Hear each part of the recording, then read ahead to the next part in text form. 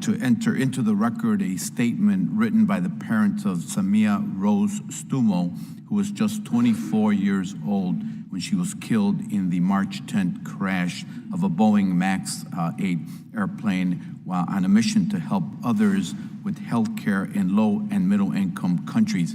Her parents, as all of you know, Nadia Millerson and her father, Michael Stumo, are tirelessly advocating for greater airline safety, and of course they have joined us during the duration of the hearing today. Without objection, so ordered. Thank you, Mr. Chairman. I'll waive my statement to ask questions as the hour is late as it pertains to this hearing. Mr.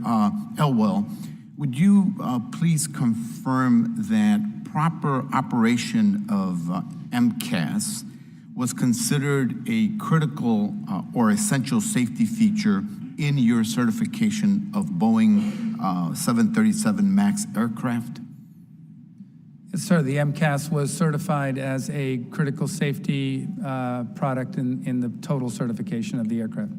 Would the plane have been certified without it? That's too subjective for me to answer.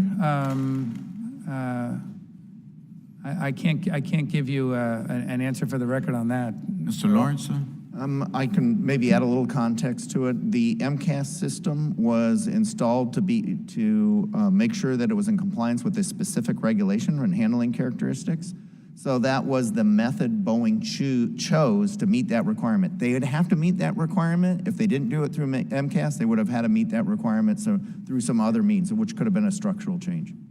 Okay. What review functions were delegated to Boeing's engineers and Boeing engineer managers serving as outside evaluators?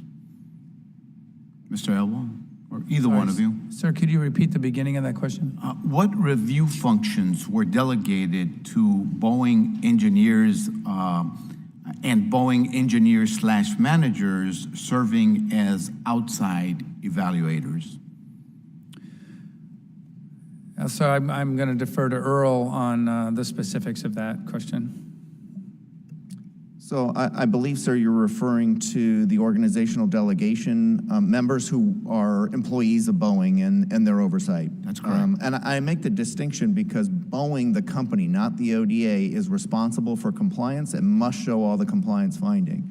The members of the ODA and that structure, which all members are approved and vetted by the FAA, are the reviewers of whatever Boeing, the company, does first before we have our third set of eyes on the work that they do. Am I answering your question, sir? I think so. Let me change gears as the clock is ticking. In light of the apparent malfunctions of the MCAs in these crashes, have you considered the adequacy of your review of the MCAs and any other essential critical safety equipment on the 737 MAX or other airplanes? Mr. Garcia, thank you for that question, sir. That is exactly what we're doing. It's what the IG is going to look at as directed by the Secretary, the processes by which we certify aircraft.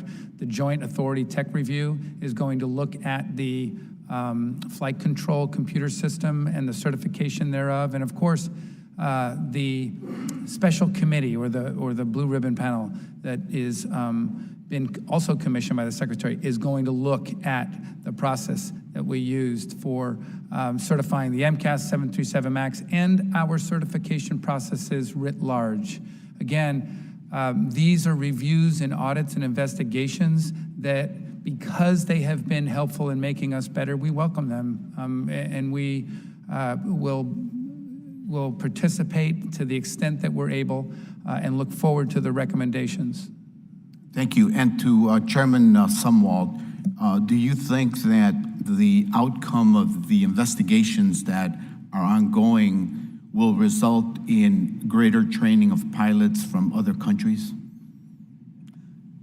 Congressman Garcia, that's hard to say. We need to figure out everything involved in each of these actions to actually make that determination. Of course, as you know, ultimately the determination on on training will be up to the regulator.